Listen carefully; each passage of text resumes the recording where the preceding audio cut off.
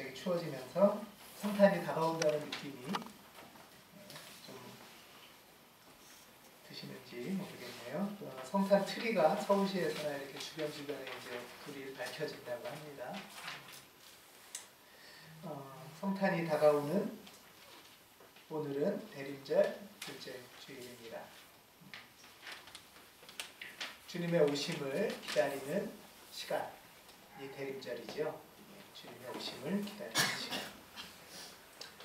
지난 첫 주간의 말씀은 스가랴 예언서의 말씀이었습니다.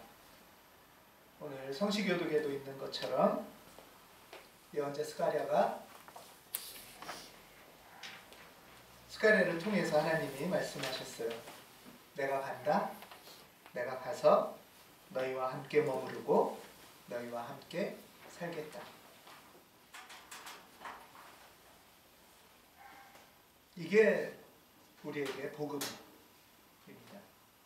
이게 복된 소식이죠. 하나님이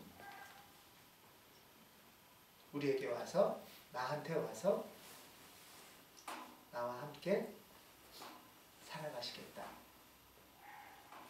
이 소식이 복된 소식이고, 하나님의 이 복된 소식의 길을 열고 응답하라고 우리에게 요청하십니다. 그 응답의 방법이 무엇이냐 하면 기다림입니다. 하나님이 오시니까 우리도 오실 그분을 맞이할 준비를 하는 것, 그것이 기다림입니다. 신앙의 형태는 항상 그런 것 같아요. 먼저 시작하시고 선도하시고 주체로 이끄시는 분이 하나님이시지만 그것에 대해서 우리는 그 행하심을 믿고 기대하고 기다리는 것이 신앙의 응답과 관련됩니다. 오늘 누가복음 말씀에 나오는 것처럼 기다림의 대표적인 인물은 시므온입니다. 예수께서 오심을 기다리는 인물. 대림절 즈음 하면은 1년에 한 번씩 듣는 이름이시죠? 시므온. 근데 시므온은 독특하게 여기만 나타나는 인물이에요. 다른 데는 시므온이 누군지 모르겠어요. 성서에 나오는 시므온이라는 이름이 있으면 그분은 동명이인 다른 사람이에요. 사도행전이나 이런 데 나오는, 뒤에 나오는 시므온 중에는 사실은 시므온이 아니고 시몬 베드로 할 때 시몬, 베드로를 뜻하는 인물도 많이 있습니다. 그래서 성서에는 사실 시므온을 굉장히 작은 분량으로 적게 소개를 하고 있지만 교회는 이 인물을 매우 깊이 주목하고 묵상해왔습니다. 오늘 저는 여러분하고 이 시므온을 통해서 기다림의 영성이 무엇일까 라는 것을 한번 좀 생각해 보려고 합니다. 누가복음 2장 25절에 보면 시므온은 어떤 사람이라고 합니까? 의롭고 경건한 사람이라고 합니다. 의롭고 경건한 사람. 사실 이거 대단한 칭찬이에요. 이 사람이 어떤 사람이냐 할 때 성서에서 의롭고 경건하다 라고 이야기하는 경우가 아주 흔치 않아요. 짧은 분량이지만 의롭다는 것은 헬라어로는 디카이노시네라고 해서요. 사실 성경에서 굉장히 많이 나오는 표현인데요. 디카이노시네. 무슨 말이냐 하면 공평하고 정의롭다 이런 뜻이에요.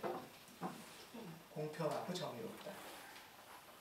이 의롭다라는 표현은 이 사람이 사회적 관계에서 어떻게 살아가고 있는가 하는 것을 나타내는 말이에요. 성서에서는 디카이노시네가 굉장히 중요한 말인데요. 보통은 정의라고 표현하지 않고 그냥 의라고 번역이 되어 있어요. 많이 들으시는 게 예를 들면 십자가의 의, 하나님의 의, 또 이런 말도 있죠. 칭의, 인의 이런 게 다 의예요. 근데 이렇게 의라고 하니까 굉장히 좀 모호하기도 하고 관념적이기도 하고 추상적이기도 한데요. 아주 단순한 번역은 의가 아니고 정의입니다. 성경에서 번역을 좀 잘해야 될 것들이 있는데요. 평안, 화평, 평강 이런 게 전부 다 다른 표현을 하면 뭐죠? 평화예요. 평화. 평화, 평안, 평강, 화평이 전부 다 피스예요. 영어로. 그런 것처럼 성경의 의라고 하면 그게 모호하고 애매하고 신앙적인 용어가 아니라 정의, 공의 이런 뜻이에요. 그러니까 사회적 관계에 있어서 법적으로도 공정하고 공평하고 정의로운 사람 이런 뜻이에요. 시므온은 사회적 관계와 실천이 정의로운 사람이다 라는 게 시므온에 대한 첫 번째 평가입니다. 그리고 두 번째 평가는 그가 경건한 사람이라는 평가인데요. 이 정의로운 사람이라는 평가가 사회적 삶이 어떤지에 대한 평가라면 경건한 사람이라는 이 경건함이라는 평가는 하나님과의 관계가 어떤지를 나타내는 표현입니다. 성서에 보면은 경건한 유대인이라는 표현이 가끔 등장해요. 사도행전이나 오순절 사도행전 1장 2절에도 6월절에 유대인들이 예루살렘으로 순례 오고 그래서 거기서 오순절 사건이 있고 뭐 이런 것들이 일어나잖아요. 거기서 등장하는 게 경건한 유대인이라는 건데요. 경건한 유대인은 디아스포라 유대인이라는 말 뜻하고 연결됩니다. 조금 설명을 드리면 이스라엘이 외세를 굉장히 오래 침략받고 그러다가 기원전 587년에 바벨론으로부터 나라가 망하죠. 우리 일제 때 우리가 망하는 것처럼 나라가 망하고 이스라엘 사람들 중에 일부가 바벨론으로 강제로 포로로 끌려갑니다. 우리나라가 일제 때 일본만이 아니라 러시아, 뭐 중앙아시아 이런 데로 끌려가듯이 이렇게 끌려가서요. 난민이죠. 일종의 강제로 끌려가고 포로가 돼서 거기서 자리 잡고 귀국을 못하고 거기서 자리 잡고 그냥 사는 사람들을 디아스포라라고 합니다.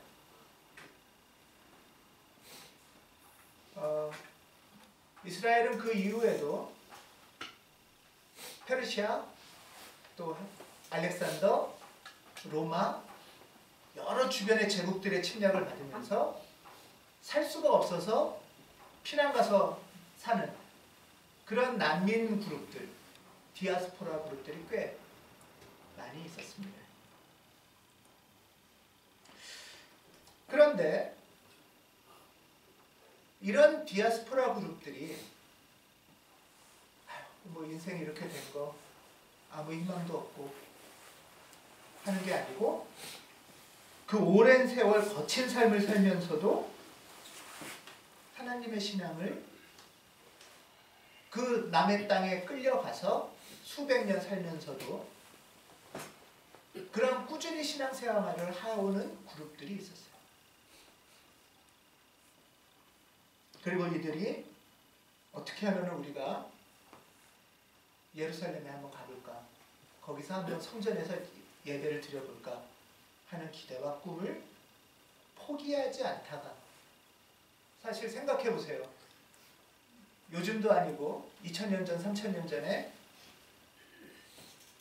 엄청나게 먼 곳에 있고 그 나라에서 자리 잡고 살아서 자기 말도 잃어버릴 만한 사람들이 돈을 모아서 예루살렘까지 순례를 한번 오고 싶다 하면서 하나님을 잊지 않고 신앙을 잃지 않고 살아가는 사람들을 경건한 유대인이라는 관용적인 표현으로 씁니다.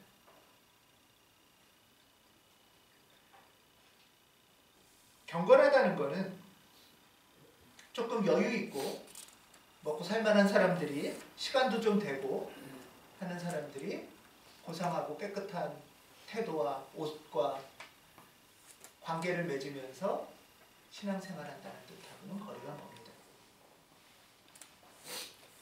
경건하다는 말은 누구한테 붙였냐 하면 부당한 권력으로 고향에서 강제로 쫓겨나고 난민이 되고 그리고 그 속에서 새로운 문화 속에서 투쟁하면서 그냥 살아갈 수밖에 없는 억척같이 고투를 하며 살아가는 사람들. 그러면서도 하나님에 대한 소망과 믿음을 버리지 않고 생을 살아가는 사람들에게 붙이는 표현입니다. 시몬이 디아스포라 유대인인지는 여기서는 알 수 없지만 성서는 그에게 경건이라는 말을 붙였습니다. 헬라어로 율라베스라는 의미의 경건은 경건한 사람, 복음서에서 경건하다는 말을 사람에게 붙인 건 시므온이 유일합니다.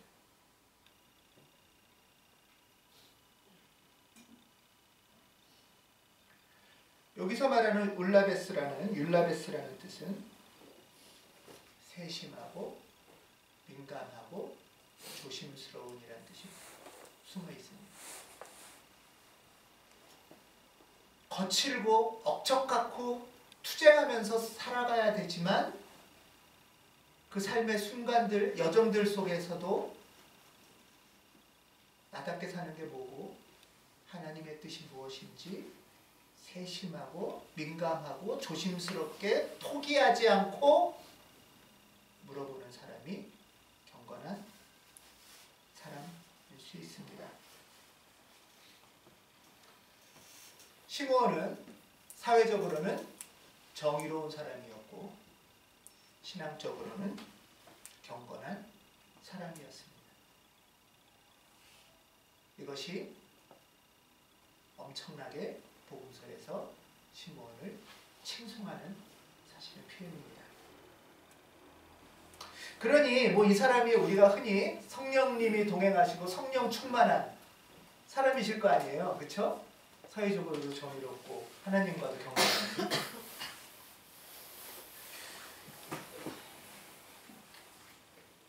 이런 성령이 충만한 사람에게도 영적 과제가 있습니다. 이제 모든 것을 잃었고 그러니까 천사처럼 사는 게 아니고 이런 시므온에게 신앙의 과제는 고통받는 내 이웃들, 아파하는 이스라엘에게 하나님이 오셔야 될 텐데 하는 게 시므온의 간구고 그 주님을 기다리는 것이 시므온의 영적 과제였습니다. 죽기 전에 주님이 오실 걸 본다는 얘기는 곧 오실 기대와 희망을 나타내는 것이기도 하지만 또 한편으로는 주님이 오시기 전에는 나는 죽을 수도 없다 하는 간절한 호소일 수도 있습니다.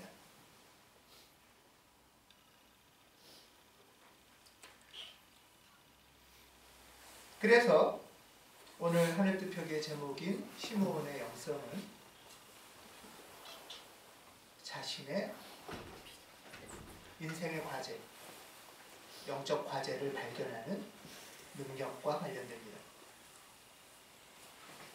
성령이 충만한 사람은 내가 지금 무엇을 향하고 어떤 과제를 걸어가야 되는지를 발견하는 능력이 있는 사람입니다. 그리고 그 과제를 발견했으면 그 과제를 포기하지 않고 수행할 수 있는 영적인 권능과도 관련됩니다. 영성은 성령 충만은 지금 내가 어떤 인생의 과제가 있고 하나님은 지금 나에게 어떤 기대와 요청을 하시는지를 발견하는 것입니다. 우리가 기도를 하고 경청 모임을 하고 영적 동반이나 영적 지도를 하는 이유는 각자 자신의 여정에서 주어지는 삶의 과제를 발견하도록 서로 도와주는 여정입니다.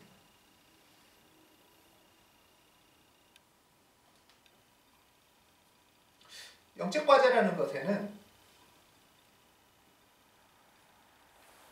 이런 것이죠. 예를 들면 이집트를 나오는 출애굽한 사람들이 있어요. 이 사람들의 과제는 뭐죠?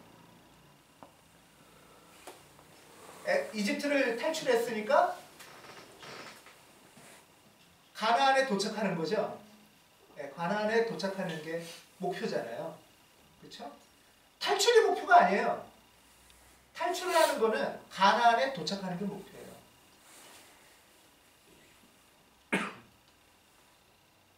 그런데 가나안에 도착하는 것이 목표인지 이제 알았으니까 이제 각자 혼자서 알아서 그냥 가는 건 아니죠. 가나안에 도착하는 목표는 가나안에서 하나님 나라를 이루고 하나님의 백성으로 어떻게 하면 살 수 있을까를 배워가는 것과 관련되어 있고, 또 최종 목표만이 아니라 그 여정에서 어떻게 하면 하나님하고 불기둥과 구름기둥의 이끄심을 받으면서 하루하루를 걸어갈 수 있을까와도 관련되는 과정입니다. 이런 과정들을 격려하고 배우고 협력하는 것이 함께 기도하는 이유고, 서로 영적 공동체를 이루려는 목표와 관련됩니다.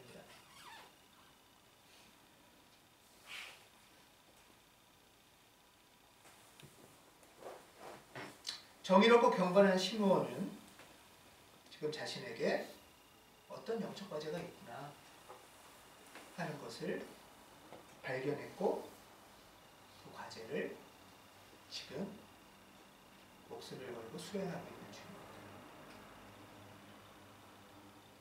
그에게는 이 땅에 고통받는 사람들에게 구원의 하나님이 꼭 반드시 오셔야 한다는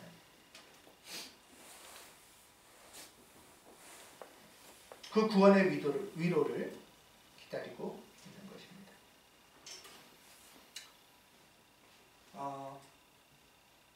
그런데 기다림 어떠세요? 여러분 기다리는 거 잘 하세요?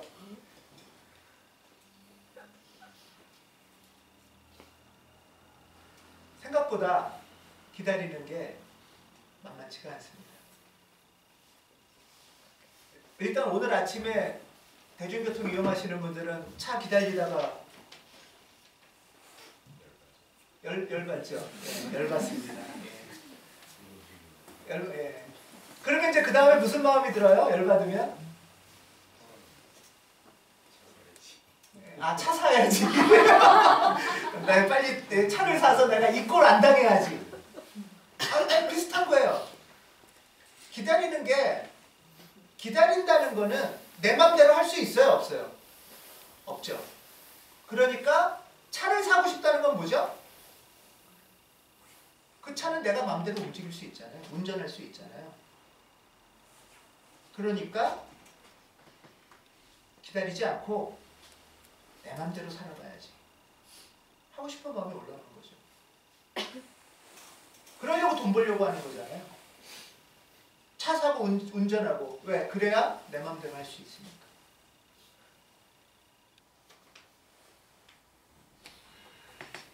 기다림은 쉽지 않습니다.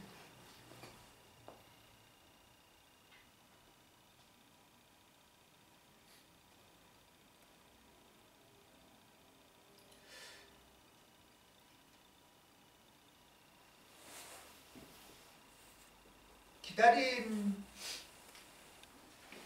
일단 기다리지 않는 사람들이 있어요. 어떠세요? 기다린다는 거는 목표가 있는 거죠. 뭐 차를 타고 어디로 간다. 뭘 가 굳이. 그러면 안 기다리죠. 목표가 없고. 기다리지 않는다는 거는 굳이 안 간다는 거죠. 그냥 지금 살만해 하는 거와 관련됩니다.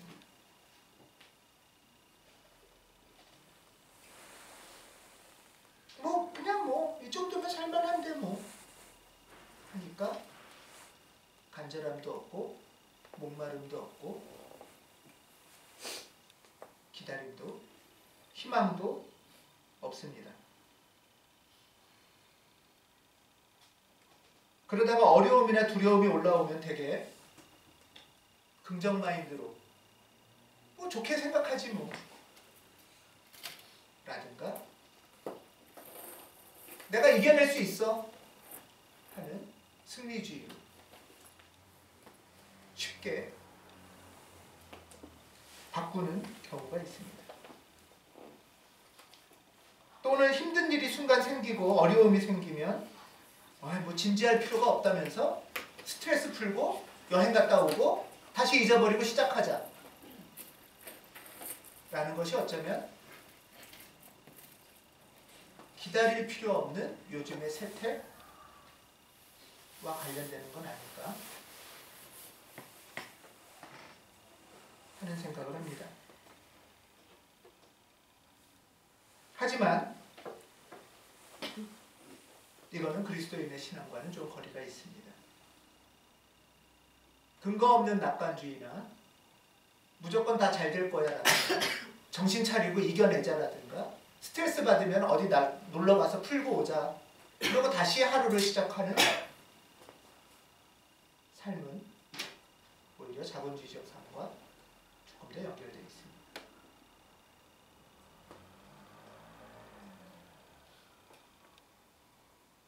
성서에는 예수께서 맹인을 고치는 기적이 많이 등장하시죠. 이것은 상징적 표현인데 지금 실제 이 삶이, 이 세상이 하나님을 기다릴 필요가 없을 만큼 마음만 먹으면 괜찮은 삶이고 세상인가 하고 묻는 것이고 실제가 무엇인지 눈을 뜨고 보라는 요청과 관련됩니다.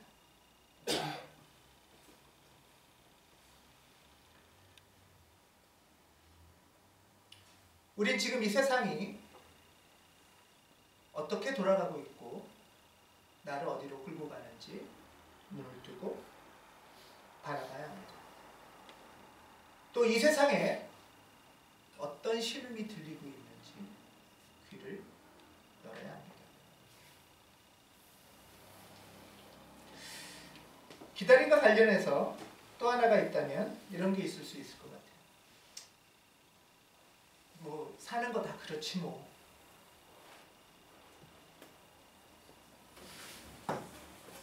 어쩌면 인생을 달관한 것 같고 세상사를 다 꿰뜨는 것 같지만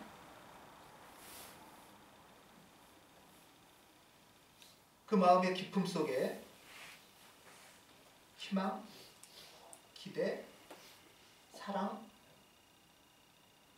근거한 이야기일까? 하는 질문을 해봅니다. 아니 뭐 다 그런 거야 라는 이야기 속에 저는 이솝우와의 신포도 생각이 났습니다. 어차피 손에 닿지도 않고 애써봤자 될 것 같지도 않으니까 그리고 애썼다가 안 되면 나만 더 아프고 상처받으니까 다 아는 것처럼 달관한 것처럼 그래도 난 아무렇지도 않은 것처럼 하는 태도들이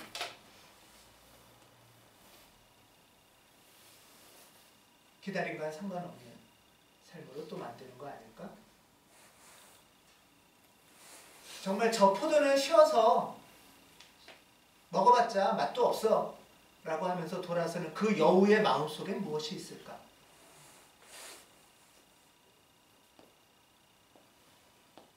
혹시 두려움이나 애썼다가 상처받을까봐 회피하는 무력감이나 상실감은 아닐까? 경건한 유대인들은 참으로 대단한 사람들이었습니다. 이들은 하나님이 세워주셨다고 믿었던 성전이 무너지는 것을 목격했습니다. 나라가 망하는 걸 봤고 피난민이 돼서 여기저기 끌려다녀서 새로운 터전에서 악착같이 살아내야 되는 삶을 봤지만 그러면서도 하나님을 놓지 않고 포기하지 않고 상처받을까봐 미리 가슴을 닫지 않고 무엇을 희망하며 기대하고 살아가야 될지 끊임없이 물었던 사람들입니다.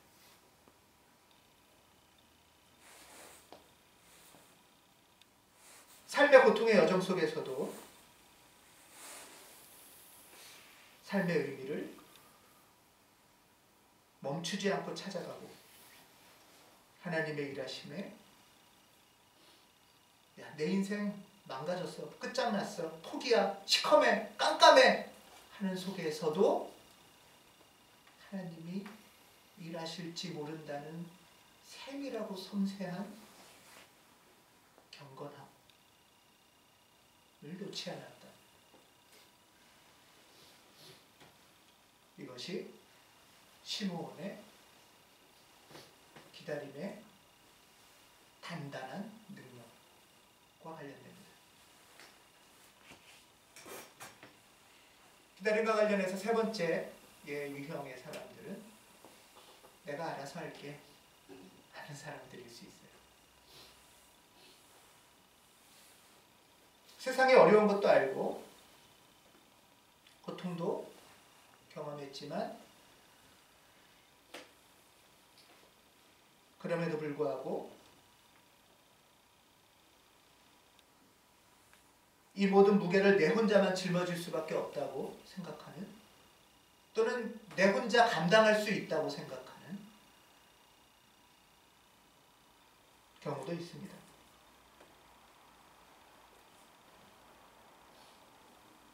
이들은 인생의 과제도 많고 정의로운 지향도 있는데 잘 살고 싶고 사람답게 살고 싶고 멋지게도 살고 싶은데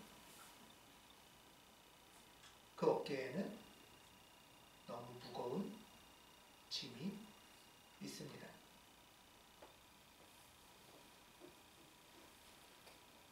저는 이런 분들을 보면 참 마음이 아프고 안타깝습니다.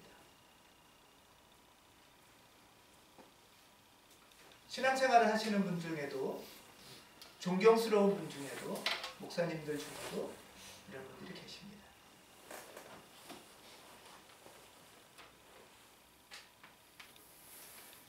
신앙의 공동체가 없어서 또는 영적 동료들에게 자신의 과제가 무엇인지 또 내 연약함이 무엇인지 고백하지 못하고 드러내지 못합니다. 자신을 개방하고 협력해달라고 요청하지 못합니다.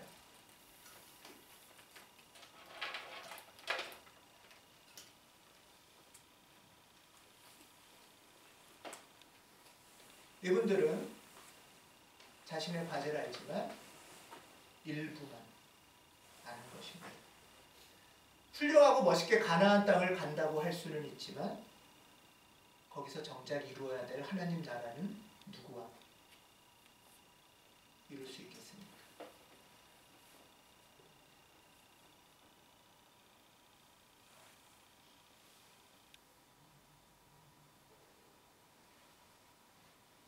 수고하고 무거운 짐진 사람들에게 하나님은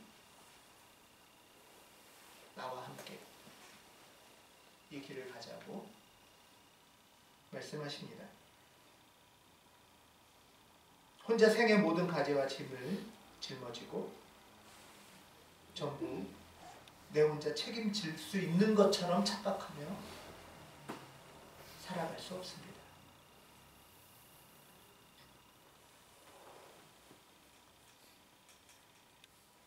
기다림은 굉장히 부자연스러우면서도 자유롭게 살 수 있는 길입니다. 희망 속에서 삶의 호흡과 여유를 만날 수도 있습니다.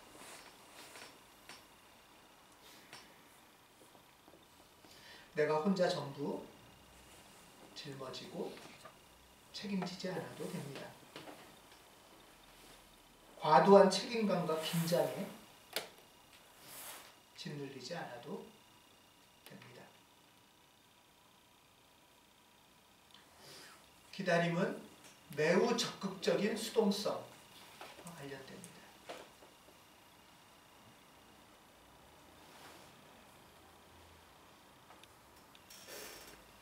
기다림의 때는 내가 어떻게 할 수 없기에 하나님에게 그때를 맡깁니다.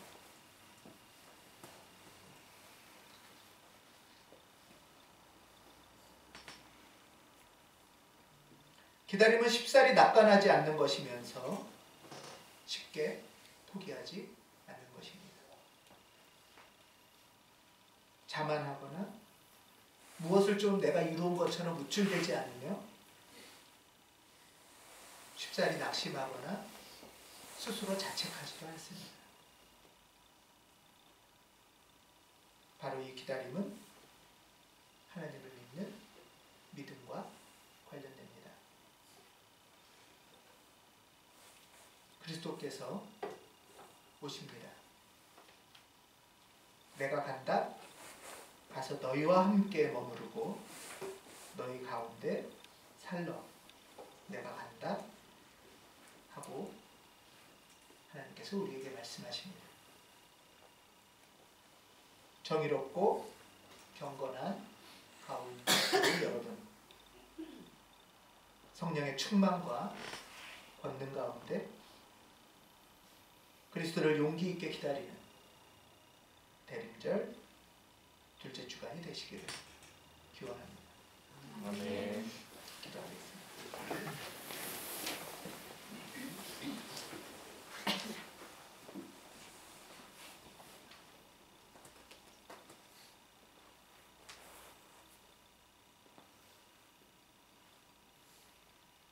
내 마음대로 하려는 교만함이나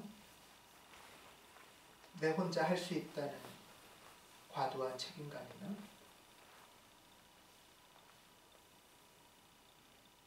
하나님이 필요 없다는